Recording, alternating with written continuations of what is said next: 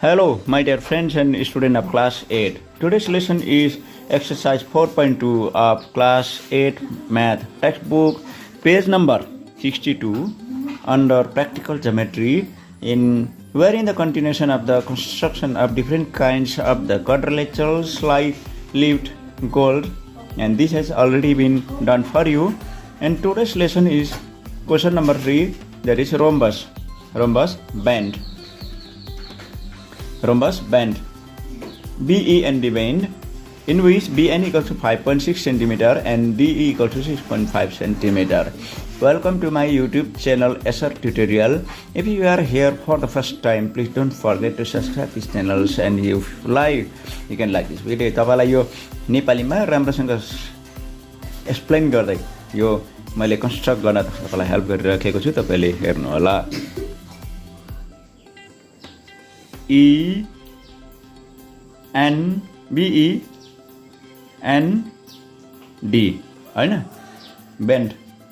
त्यहाँदेखि त्यो साइडहरु कतिवटा दिएको रहेछ भन्दाखेरि चाहिँ BN दिएको रहेछ,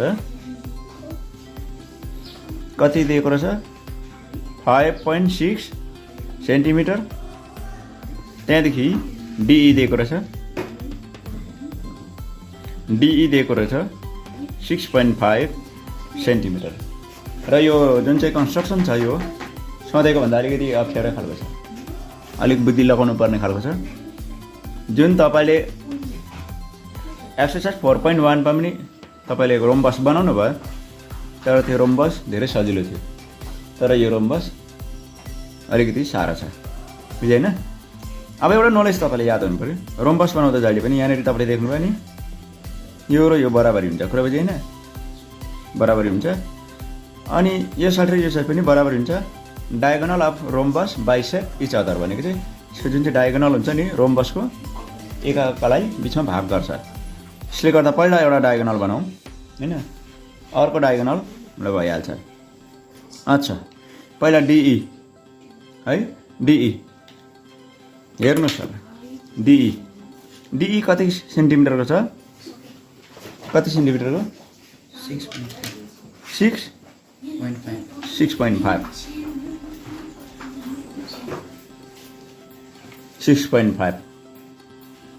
कता बनाऊ, कता ल।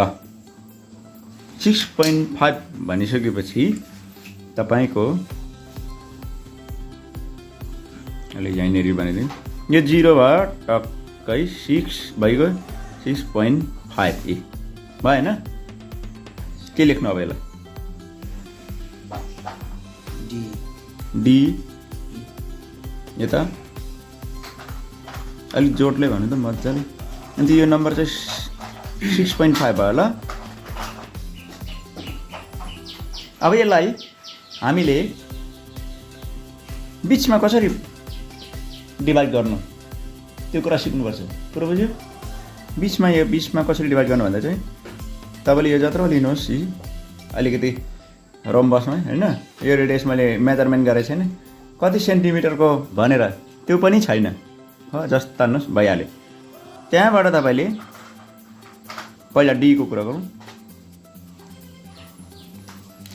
D बाट पनि आर्स कोर्नुहोस् यसरी, बोथ साइड इज, यता पनि हो भएन दुईपट्टि।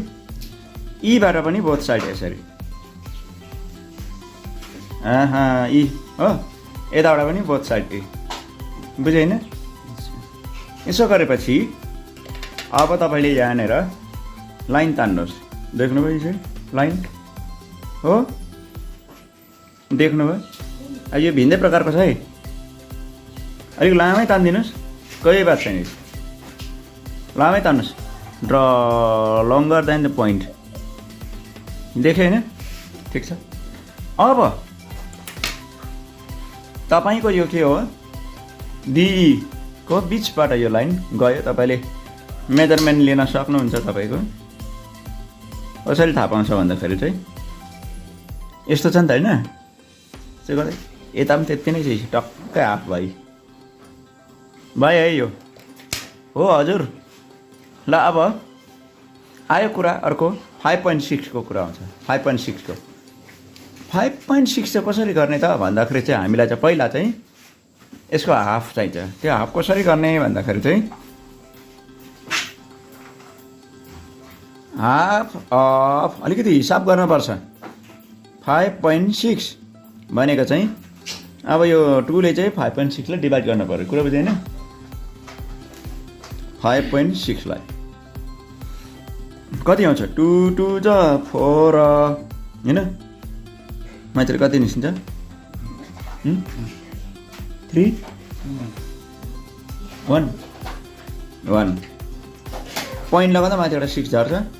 2 8 जा 16 भाइ यो सक्यो। कति आउने रहेछ? 5.6 को हाफ चाहिँ 2.8 हो। त्यो 2.8 चाहिँ अब हामीले के गर्न पर्यो? ड्रा गर्न पर्यो, कुरा बुझेन?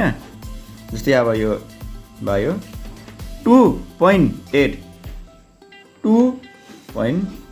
भनेपछि यो 5 भइहाल्यो।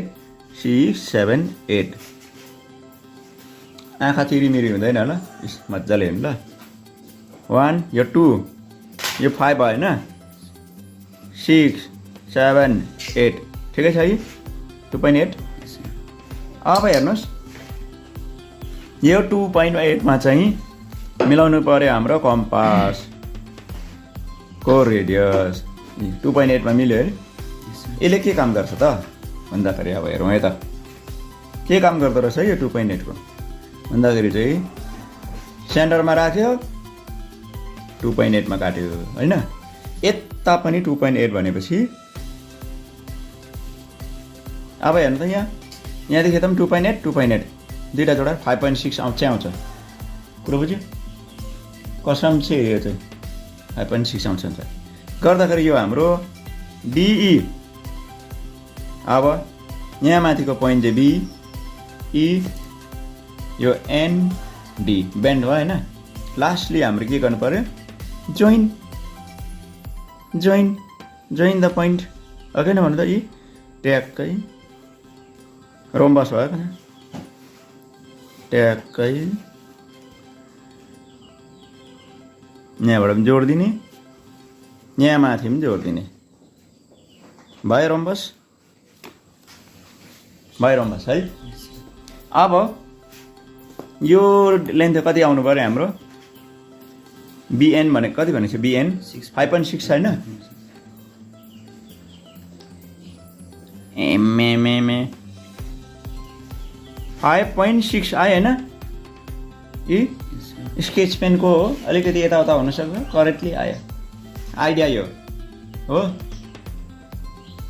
त्यसले गर्दा यतापट्टिको 5.6 जानेन भने यसलाई फेरि रिपिट गरेर पहिला आफै एकपट्टि नहेरिकन गर्ने, भिडियोमा मिलाएर फेरि हेर्ने, फेरि मिलेन ट्राई गर्ने। यो सिक्ने कुरा भनेको चाहिँ घरिघरि सिक्ने हो।